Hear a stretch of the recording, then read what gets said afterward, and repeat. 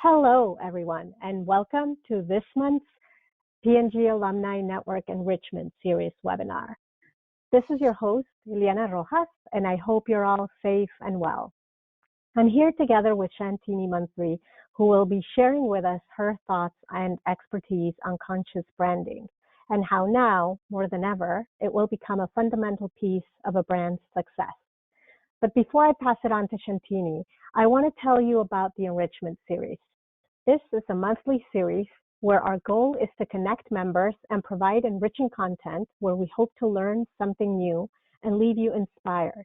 And we do this by leveraging the expertise that we have within the network.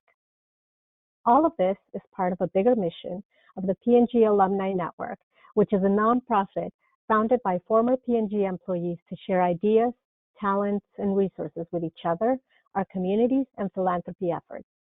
With more than 35,000 registered members in 45 chapters worldwide, the P&G Alumni Network is officially recognized and supported by P&G.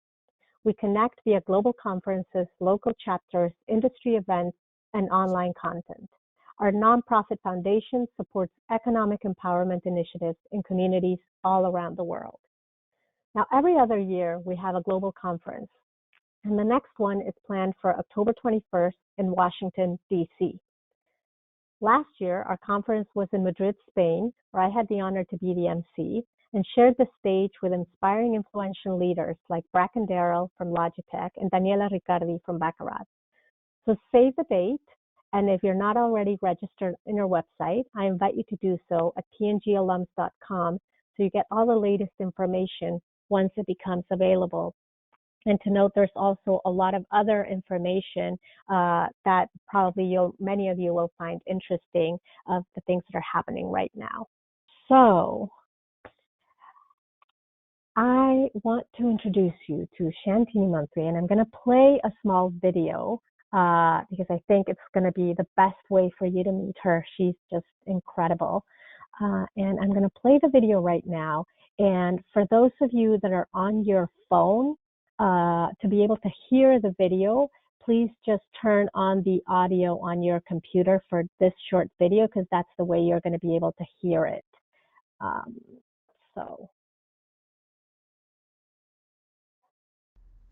There's a movement happening and it's big. So big it can sometimes escape us. So wonderful we'd be crazy not to embrace it as brands. Hi, I'm Shantini Munthree, and I've written about this movement in a new book called Love and Fear. In my work, building some of the world's largest brands, I have seen them join this movement and amplify the work of ordinary people. We compete today no longer on just financial metrics. In fact, we're living in a world that demands us to have true social and environmental impact. It's called a double bottom line. Some call it a triple bottom line. That's what this book is about. And with that, Shantini, the stage is all yours. I'm going to change presenters so that you can share your screen with us. Hello, everybody, and welcome again. How is everybody doing? Hopefully you and your loved ones are safe and healthy at this time. It certainly is unprecedented times for us all, and I heard Ileana say that there are people calling in from all over the world, so I want to thank you and know that this is a time when we are sort of in this together, right? And before I begin this presentation, I just want to spend 5 seconds with a pause. We are in a global pause, so let's just spend 5 seconds with a pause. And that is to pay our respects for those who have left us during this time, to send good wishes to those that are still fighting, and to support the networks of folks all around the world who are sort of working to keep us safe. Thank you. So this presentation today is on conscious branding, and the title is Conscious Branding is Our De facto Future. We came up with this title a year ago, just so that you know, in preparation with the global team, with Ileana and Ida. And it's funny that I'm talking about this at this time. So this presentation does consider that as we look at the case studies. So guiding you through what we'll cover today, if you look at the top right side of your screen with the yellow circles, we'll define what conscious branding is. We'll make a high-level business case for what it is. We'll look at some solutions that brands are sort of exhibiting out there before the crisis hit or the pandemic hit, and now during the pandemic, because that's when we sort of see people or brands come to the fore. We'll then talk about your role in conscious branding, and I'll share 6 roles that I wrote about in that book that the video played. And then we'll talk it wouldn't be a P&G webinar if we didn't do something on measurement. So I will cover that very briefly. Leanna, we can go to the next slide. So conscious branding, there are many descriptions for what brands are, specifically brands that are doing good in the world. There's this term called mission driven, there's purpose led, there's corporate social responsibility, there's green brands, sustainable brands, responsible brands, what P&G sort of defines as force for good, and the list goes on. So what is this concept called conscious branding? I think of it as all of these names showing up different facets of the same gemstone. So let's take sustainable branding versus responsible branding. And I just want to sort of talk about this before I get to conscious branding. So sustainable branding focuses on the long-term impact of sourcing, producing, distributing, and recycling products. It involves the tangible things that brands do to keep consumers and the environment safe and sound. Responsible branding is a different facet of that gemstone, and it's really similar, but it concerns itself with the well-being of communities impacted by the way a brand does its business. It assumes a position of leadership in the community and invests in improving the lives of those who live in it. So it's really got that human aspect of it. So when we talk about conscious branding, I think of it as an umbrella that covers all of those things that sustainable branding does, responsible branding, and every other sort of term out there, because it's really about opportunities that brands can sort of take advantage of to care for its consumers, to care for their loved ones and the planet we live on. When we take a 30,000-foot look at brands right now across the globe, we are encouraged to see so many of them stepping up. And they're stepping up at brand level, not just product level, and that's awesome to see. Before this happened, a great example of this is Dove soap. You know, it's not just about being a great bath soap, and that's product level sort of social positioning or conscious positioning, but it stood up and it, you know, represents something much bigger than bath soap. And this is what we're talking about in terms of conscious branding. So looking at the screen, and I'm going to read this out, I've defined conscious brands as brands that take a stance on a larger social, political, or cultural debate. Now, some of you might sort of get a reaction to that, and I'm not suggesting that it means picking a side, because after all, we're here, you know, as business folks, and there's other people who are there to sort of defend a side. You can pick a side if you feel strongly about it, but what it means is taking a stance, is really choosing something to get involved in something that our customers truly care about. And that's what this conscious branding is about. Historically, brands have chosen to be neutral in all things other than business imperatives. And their thinking was really rooted in the idea that this non-committal stance allowed for mass market appeal. Today's consumers, however, want brands to be involved, want them to actually have a position on things.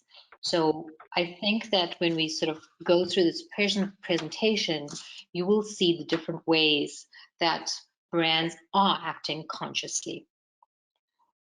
So let's go to the next slide. We can skip this one. So what's bringing that, we can, on the Seth Godin slide, what is happening right now with conscious branding? Seth Godin is Ileana, could we go back to the slide before this? And I'm going to need to send you something to as a thank you for helping me through this. Thank you. Seth Godin, who is a marketing influencer, wrote in his blog post, and he's defined us at this very moment as Generation C. And he says, Generation C was inaugurated by COVID-19, and it is defined by a new form of connection. If COVID-19 and connection are the first two C's, the third one is carbon, because we're going to need to pay, all of us. And I think that that's fascinating. Connection, talking about connection when most of us are sitting at home in shelter in place or lockdown. It's funny because it makes me think of, you know, his call on connection is that we're more connected with others on the planet at this time. It reminds me of one meme that's going around social media, and it's funny. It says, it's as if we all got sent back to our rooms to think about what we've done. So I don't know if you've seen that. When Seth talks about carbon, you know, you can take that literally as carbon consumption, but really what I think it means is it's our impact to others other than ourselves. COVID-19 has been nature's way to force us to be more conscious of our actions. The next slide is another quote by Brian Solis. And he is another marketing influencer, and he likes to call himself, I believe, a brand or marketing anthropologist. And this is what he said in an Adobe blog interview. This is a time without precedence. Brands can no longer go about business as usual. That's behind us. What do you guys think? Do you agree? Please respond by saying yes or no in the chat box. I wish we could do this as a dialogue, but if you could give us a quick yes or no. Do you agree with him that we can no longer do business as usual, or do you disagree? Yes or no? That would be helpful, and we'll get to it in the Q&A. We're getting many yeses. We're yeses? Okay, great. I can't wait for the Q&A. All right, the next slide, Ileana. So this would not be a P&G presentation if I didn't pause and sort of say, so what is P&G doing right before we hop on to other brands? So I took a look. I was curious. Now we see a lot of stuff coming through the alumni Facebook page and news, general news on P&G is happening. And for those who haven't been tracking this, wanted to share what's going on here. You know, when you think of P&G, you know, conscious branding is probably that invisible thread that connects us all, using Seth Godin's term of connecting us all. Sorry, something happened here. There. No, you're good. And I think P&G has been practicing conscious branding forever. You know, it's in our marketing, it's in our R&D, it's in our supply chain choices, it's been in our structure as an organization, and its choices for mergers and acquisitions, and the list goes on. So not surprising to see a message of stepping up as a force for good during this time. And it's been remarkable how the company has stepped up and refocused, and perhaps even, actually not perhaps, has retooled some of its manufacturing plants to sort of focus on some of the shortages that we've had around the world. I just read yesterday about our friends in Albany, Georgia, and our toilet paper plant. You know, Albany, Georgia is one of the hardest hit areas in the US, and here we are as P&G, you know, doing what we do best and making sure that we're doing it despite some of the challenges that our folks are having on the ground in their communities. We also know that P&G has stepped up in terms of shortfalls and pivoted their manufacturing plans when it comes to personal protection equipment, producing things like masks. They're producing these at a dozen different locations across the globe, and hand sanitizers at 5 sites. And what I'm told from last Thursday is that more are coming. So this is incredible, right? This is a brand stepping up and being able, through its structure, pivot to what's needed. In a letter last Thursday, David Taylor, P&G CEO, said that the company has contributed more than $50 million in product and in-kind support from over 30 of its brands and will continue to push on. So I wanted to pause to sort of say, I mean, I cannot talk about conscious branding without talking about P&G. And that pretty much speaks to the definition of conscious branding in terms of taking a stance and acting on it. So let's go to the next slide, and sort of recapping here that we've defined conscious brands as taking a stance on a larger social, political, or cultural debate. As P&G's, it's not about picking a side, it's about choosing something that our consumers deeply care about and acting on it. Now we're going to look at the case study, and we can go to the next slide. In this case study, I wanted to keep this high level because I didn't want to bore you. And in putting together a case study, I looked at the 4 groups of people or 4 groups of constituencies that really play into a case study here. It's government, consumers, business at large, and then investors, because it's really the 4 forces that drive a business case here. And we look at the government, the United Nations Sustainable Development Goals, which I'll get to later, SDGs, were agreed to by all member states, and it was a 15-year plan. We're now 10 years away from 2030, which is when they hope to achieve these. And there's been a call by the UN for a decade of action, because there's been a lot of talk at the beginning, and now they're looking for action. There are a ton of businesses when you search what's going on with the United Nations. There are businesses attaching themselves, huge businesses, including some of our CPG competitors, who have attached themselves to some of those measures. Now, it's debatable because any process that involves government can be cumbersome, but it's still useful because it aligns us from this perspective. What's most important here is that all member states have agreed to this. So there's a push from a government level to get us moving on conscious branding.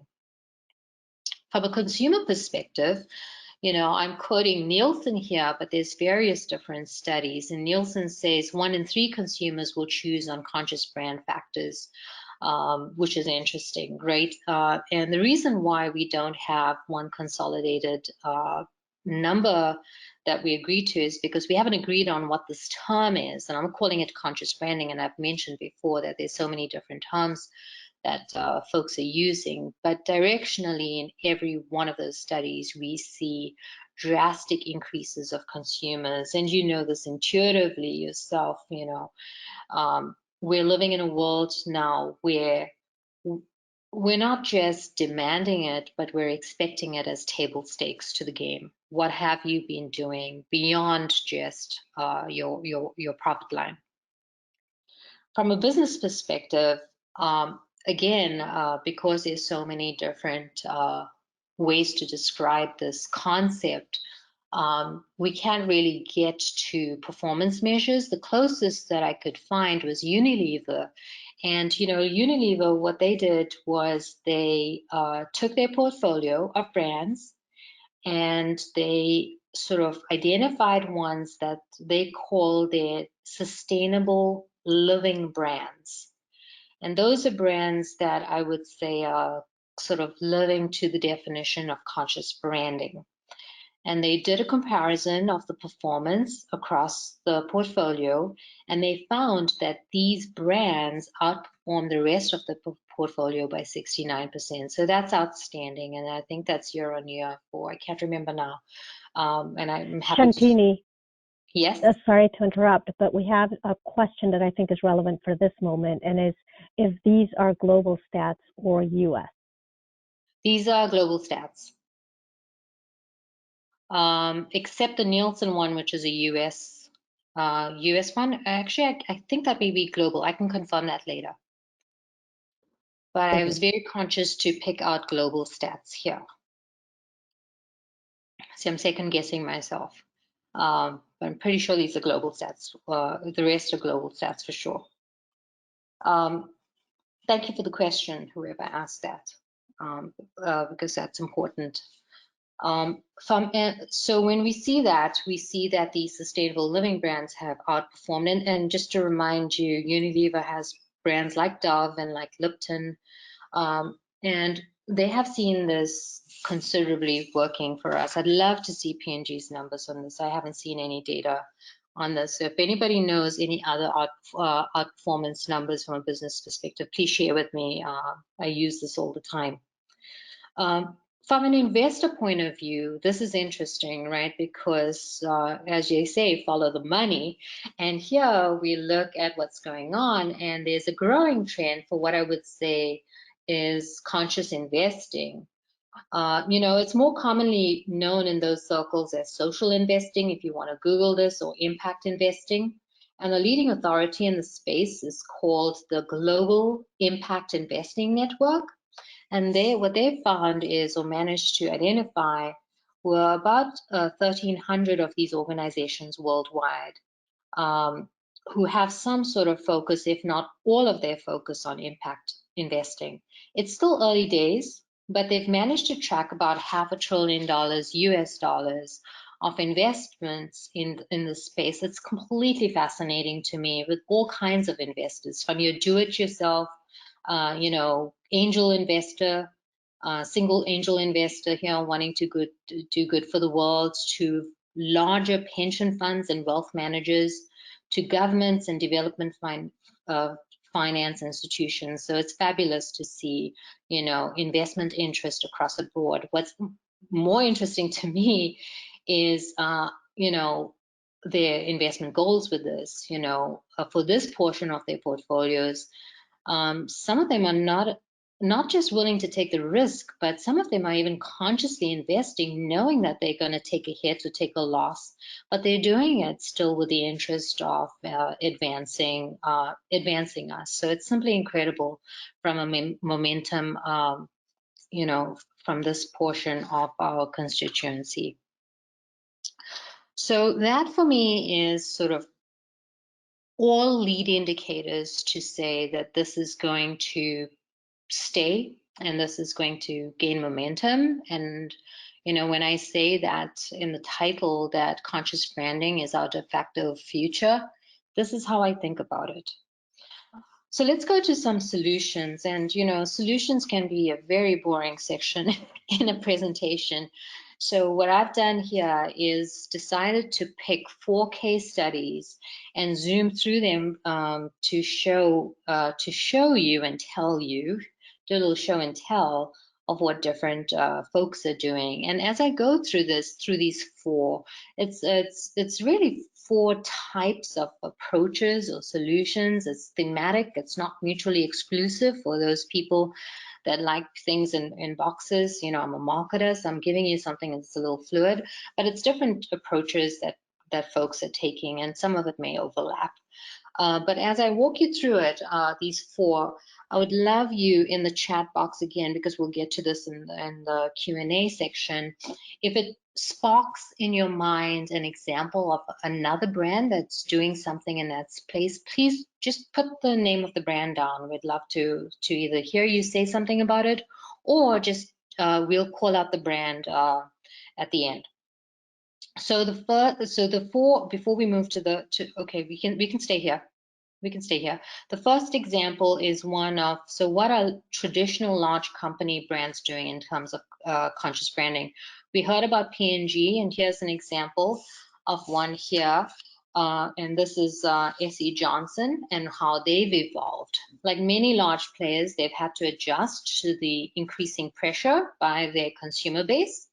And they've picked this environmental angle to conscious branding.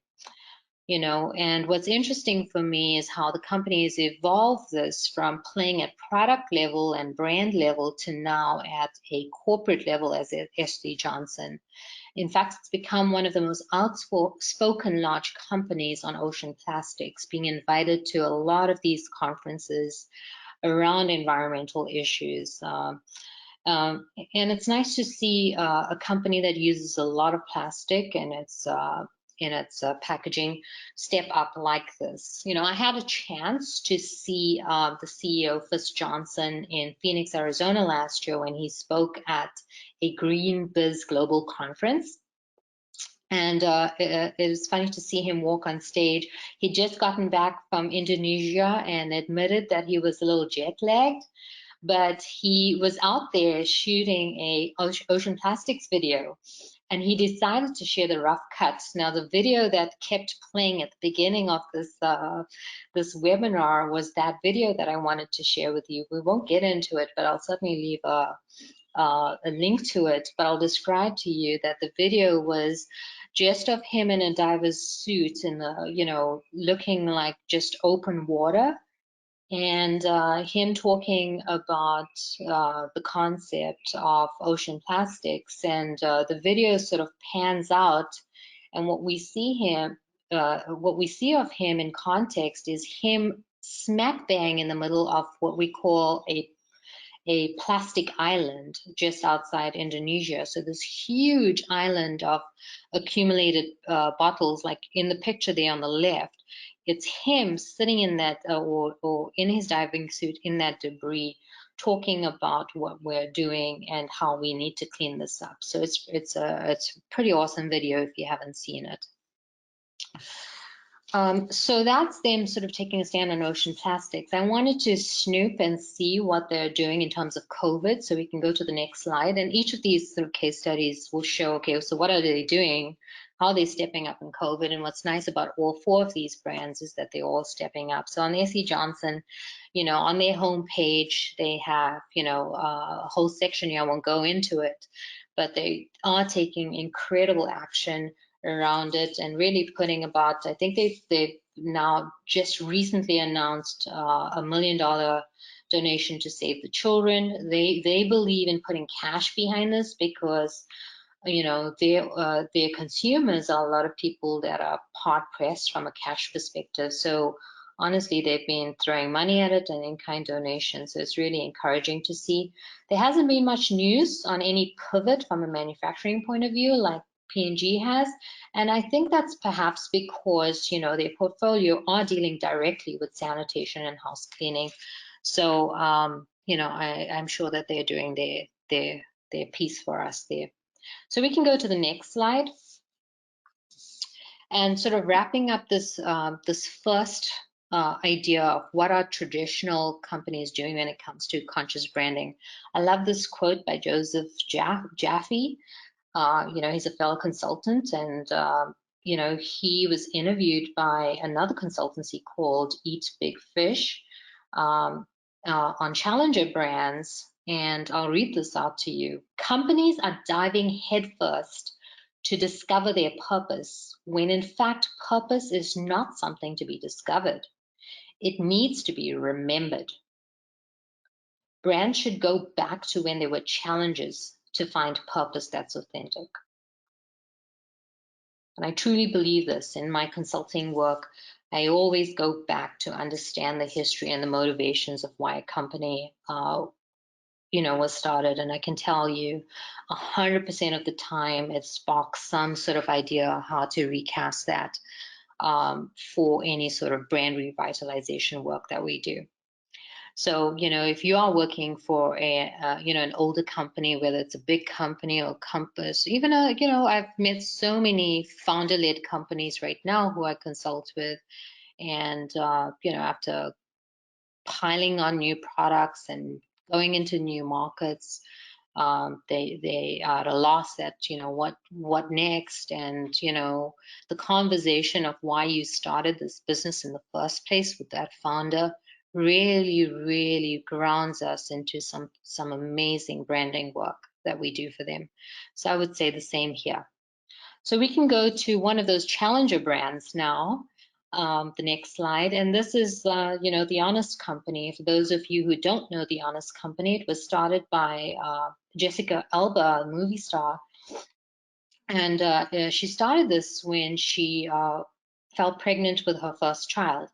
She wasn't happy with what she found in the baby products in the market, and decided that she was going to make her own diapers and wipes, and eventually extended this into an entire baby care range. Now, the Honest brand here in the US, for those of you globally, that brand is now extended into general household products too. So when you walk the aisles, they're sitting along P&G brands. So that's interesting to see. Now, for a challenger brand, I was excited to explore, okay, so let's see what they're doing about COVID, because, you would expect something great. Their website just has a tiny banner at the top on their COVID response, but I can tell you that Jessica was one of the first to go public with donations. At the end of March, or beginning of April, they announced an in-care donation of 3 million diapers, in addition to thousands of personal care products, and they focused that mainly on families that are desperately in need from a cash perspective. So it's interesting to see them also put their money where their brand is or brand positioning is. The third case study, so we've seen the traditional, and now we've seen the challenger brand. I'd love you guys to think about other brands, as I said, as I'd asked, and just put it in the chat box. This one is I chose this one thinking of the folks on the call today who have worked or still work in the services industry. After P&G, I worked in financial services at Vanguard, and I know how vital customer service centers are. So this example today is from a little known company in the Phoenix, Scottsdale area. And it's a brand thematically that is a conscious brand, and as their marketing leader would say, it's a brand that was born in purpose. So these are brands that were created, or businesses that were created with a purpose. Now there's purpose-led brands, which we'll get to, but this is different. This is born in purpose with that intention. So what's different about this call center brand? It's a business model that's based on recruiting volunteer women prisoners or inmates who want to be trained and serve as call center representatives. The picture you see here is the operation at Perryville Prison in Arizona. It's the largest female prison in the state. And I had the pleasure of speaking at a corporate event here and then touring these exact facilities. This picture is the exact room that I sort of walk through, and I can tell you it took a while to adjust to connecting to the orange prison wear and the professional voices I was hearing that represented a lot of Silicon Valley big brands and beyond that. So it was incredible. There were prospect calls for SAP. Somebody else was talking and representing brands like Epson and Kimberly-Clark. So just incredible. I wanted to play a video. We can't, I'm not going to risk disrupting us now, but I'll put that link in for you guys later. I encourage you to watch this video because it's the closest thing that you'll get to that sort of goosebump moment when I had these women share their stories and how this business has reinstilled confidence in them. I don't think there was a dry eye in the room when we listened to their stories of how this has, changed their lives. Now, this company, Televerde, is a for-profit company, and it has delivered more than $8 billion in revenue for its clients. In the process, it's trained thousands of inmates in skills that they can now use to land good paying jobs once they've been released from prison. Now, something to know is a lot of these women, the majority of these women are first-time offenders, and they end up in prison because of a bad relationship. It's funny how relationships take people, off their paths, not having strong support structures in their families, they end up doing things that make them end up in prison. A lot of them, these inmates have children, and that was their motivation to get back out there. They volunteer to be trained and then sort of take these jobs seriously. So I've shared what it's done for revenue for their clients' perspective, but the measure here for the company also is how many of these women actually sort of go back and repeat these offenses, and that's called the recidivism rate. I think I got that right. It's a clunky word for me. But this rate amongst its former employees was less than 7% compared to 50% nationally. So I'll say that differently, 50%, there's a likelihood of 50% of these women, once they get released, to sort of go back and repeat offenses. With this kind of program, there's been less than 7%. Incredible. Again, I know that the video will share that they've done work for Honeywell, they've done work for SAP, they've done work for Adobe. Literally, the people that we sometimes speak to on these calls to these big companies are these women sitting right here. And it's not just in Arizona. They have this rolled out to other prisons across the nation, and I think globally too. They do have a UK office and a few others as well. So an incredible story of a brand born in purpose, conscious branding wise. We can go to the next slide. So again, here I snooped to see what they were doing during this time, and to my delight, they're staying true to their born in purpose mission. They know a lot of customer service centers are hit by the shelter-in-place situation. A lot of people depend on people coming to work, and they need to keep their folks safe. So to help, what they've done is they're offered a 90-day at-cost customer support program for qualifying businesses. That's incredible for them from a lead generation perspective, but also seeing them step up. And really, when you're born in purpose and serving the way they do, here's an example of how you can pivot your business to help others. Okay, we can go to the next slide. The next sort of theme that I have is the idea of purpose-led brands that are doing conscious branding. And this is Accenture who sort of has taken the lead on this concept of purpose-led brand. It's been around before them, but they've done a lot of good work in this space. And this is their leader who said successful purpose-led brands such as Lululemon, Lego, and the Walt Disney Company see their customers as more than buyers. Their customers are active stakeholders who are investing their time, money, and attention on brands that they love. So again, we can move to the next one. The example here of a purpose-led brand, I'm going to go back to my roots in South Africa. I meant to share with you that you had to deal with my hybrid Philadelphia South African accent. I now live in the Bay Area. So this is a brand in South Africa. I went to their website to see what they're doing, and true to form, they're stepping up. It brings a smile to my face because this brand, from a positioning perspective, is just so tongue-in-cheek. Because there's nothing they do with that they don't do that sort of warms your heart. Now, Nando's, if you don't know Nando's, it's a grilled chicken fast food chain that started in South Africa, but it's found across the world. In the US, you'll find it on the East Coast, certainly in the DC. So if anybody on the call who's eaten Nando's, also share in the chat box what you think of them. I'd love to know. Well, I think of Nando's as a purpose-led brand. They're way more than just Portuguese grilled chicken. they truly embody the spirit of the South African nation. And, you know, they've done a fantastic job of first reflecting it. And now they've taken a role of framing it and sort of taking some really tense debates and discussions in the country, whether it's political or economic or social, or now with COVID. And what they've done is they've just reframed it in the best positive ways. And it's so wonderful to see a brand sort of step up from that perspective. So my marketing friends on this call, if you don't know Nando's, I'd encourage you to check out their website, because they've actually got a whole section on their marketing campaigns, give you some ideas.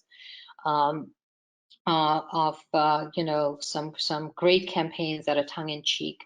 So then I was curious to see what they were doing with the national lockdown, and I knew that I would be entertained. So I'm going to share the next slide, and reminding you guys that this is a fast food chain. Here's them sending a safety message while taking a jab at their competitor.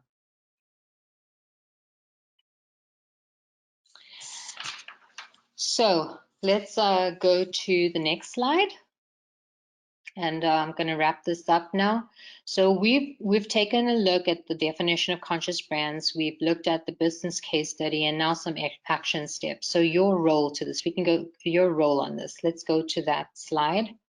Conscious branding becomes a force when embedded in corporate purpose, which we've talked a lot about, and structure. And we see structure play out when brands can pivot to the demands that are needed, like in the situation that we're in right now. It's also important that these brands are championed by a committed leader and customers alike. And this is where we see true conscious brands, not just sort of closed in and doing an us versus them, but pulling in customers as co-creators of that brand. So this sort of this is my sort of checklist of what needs to be in place if you truly want to be a conscious brand. You know, I'm going to go to the next slide for time's sake, and we'll want you to think about those. So the 6 roles of a brand, according to my book, are really based on the idea that love and fear are opposing polarities on a spectrum, and they both help each other. You know, we're here as brands to help people love themselves more, love their loved ones more, and love the planet more. And in between that, there's the community and the nation. And there are other brands that serve a purpose of helping overcome fear. And an example of that would be insurance companies or security companies like ADT.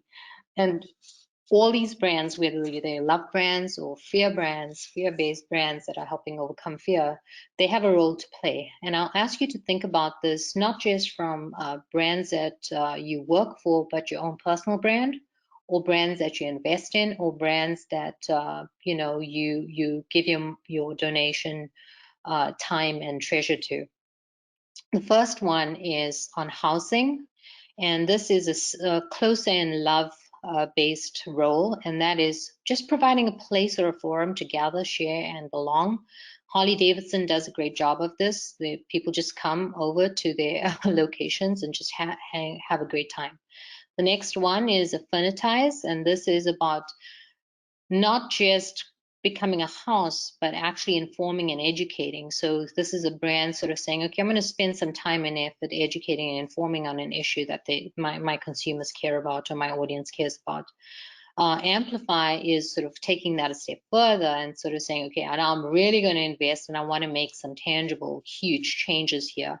And this is where you involve and co-create with others to create content and platforms. I want to say that these roles are relational, right? So it's never about the brand itself. It's a relational thing. It's what can the brand do for somebody else? Or what can the brand do for somebody else and what they care about the most? So the other 4 brands are sort of related on the fear side, and that is, you know, if you're in that business or category of, you know, I want to help overcome fear and shed light in the world.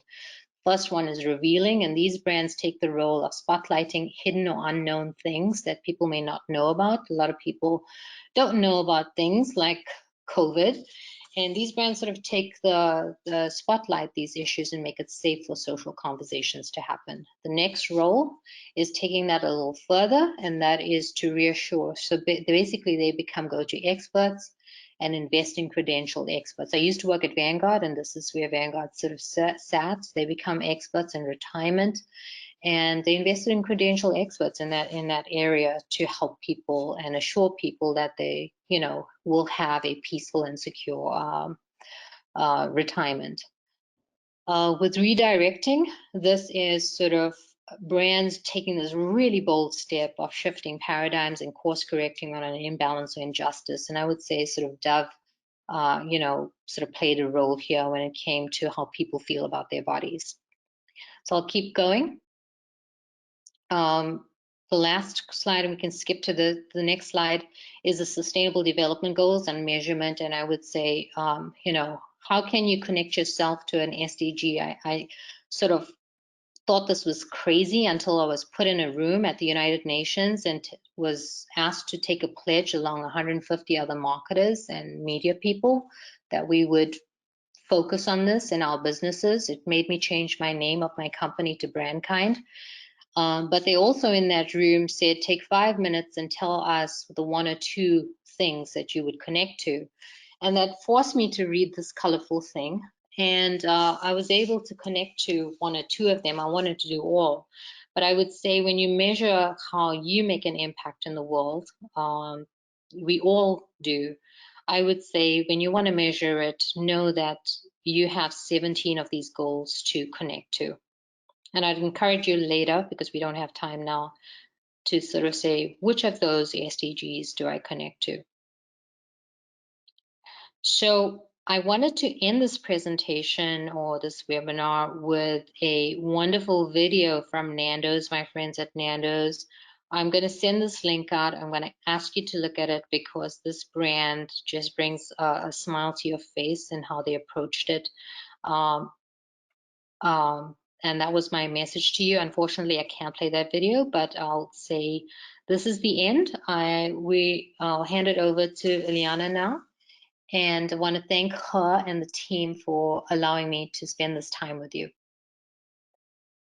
Thank you. Thank you so much, Shantini. I think that was extremely relevant in general, because we've seen that this trend was already growing, but I think now more than ever, it's important. And we only have time for a couple of quick questions. First of all, are the 6 roles exclusive, the 6 roles that you mentioned before, or are you suggesting that a brand do all of these roles? No, I think we should pick one of those roles. It depends on your comfort level. If you're close in, like, the top ones, and as you went down the screen, sort of makes you take bolder action, it would be one of those roles and sort of doing a really good job at it. Perfect. And then what are some of the risks for conscious branding, if any, and how do you manage them? The biggest risk is being authentic, right? We see a lot of people, what they call greenwashing out there, sort of saying, okay, this is my mission, and putting it out there and not following through on action. And I think that risk is really damaging, especially when you're sitting in a context where consumers are looking at what you're saying and not seeing your action, and then sort of then shopping around and finding another brand that says the same thing you're saying and has a lot of action. So that is a huge risk to companies from that perspective. The other one is just not doing anything at all, and that's when you get left behind. How about somebody else deciding for you? Because in the end, you were forced or you were put in a situation where you needed to react in some way. Absolutely. Have you seen that? So, yeah, absolutely. So when you think about, the first mover advantage, there's advantages there, and I know at P&G, we like to be second mover advantage because that reduced our investment costs. But we want to be up there in the forefront of what consumers care about. What our customer base is and what our what people care about. So yes, absolutely want to not be a Me Too brand, but sort of be in the forefront of what's happening. And that means that we have to do a lot of social listening, right? Which I know P&G had taught us to do fantastically. We are alumni now, and I would ask, how much of that social listening are we doing? Are you looking at not just the views that you agree with, but are you looking at contentious ones? Somebody asked me who was looking at my my Twitter base and seeing that I was following some really suspicious folk and said, "Why are you following them?" And I said, "I have to. I want to know what everybody's saying." That's awesome. Yes, you're right. We always have to look at everything because it can inspire us or it can tell us what we shouldn't do, right? That's Exactly. awesome. Thank you so much for your time this morning. I think it was extremely, extremely helpful and relevant. So all of your different examples, I think, were great. We'll definitely share the link so that people can see the videos and get more information about it. But thank you again, Shantini, this morning for all your wisdom and your thoughts. You're welcome. I'm just curious as you wrap up, were there any brands that people called out? Just No, not that they came up, but somebody did say that they've tried Nando's and that it's delicious. okay, great. Thank you very much, Shantini, this morning. And like I said, reach out to us if you have any questions, suggestions, thoughts, or things that you feel like are important to share with the rest of our alumni. It's hello@pngalums.com. And join us for our next webinar in May, where Mike Seitz is going to share with us how he's brewed up a business and his tips for raising money, starting a business, and standing out in a crowded field. And again, this is also going to be an extremely relevant topic based on the disruptive times that we're living. So join us on May 12th at 9 a.m. Eastern Time. And until then, this is your host, Ileana Rojas, and I wish you all a great rest of your day, wherever in the world you may be. Thank you so much for joining.